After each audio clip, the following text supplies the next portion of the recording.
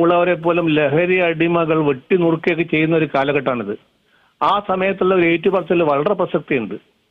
പിന്നെ ചില ആൾക്കാർ സ്വന്തം മകനെ എക്സൈസ് പോലീസിന് ചേർന്ന് അന്യായമായ കേസ് കൊടുക്കുന്ന ചില ഭരണകക്ഷി MLA വിളിച്ചു പറയുന്ന ഒരു കാലഘട്ടം കൂടിയാണിത്.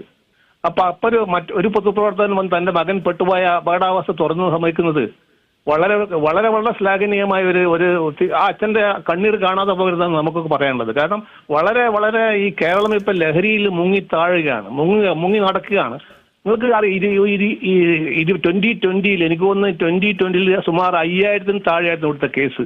ഇപ്പൊ 2024 ആകുമ്പോൾ അത് 29,000 എത്തിയെന്നാണ് പറയുന്നത്. അപ്പം ഒരു 6 ഇരട്ടി വർധന 5 വർഷം കൊണ്ടുണ്ടായിരിക്കുകയാണ്.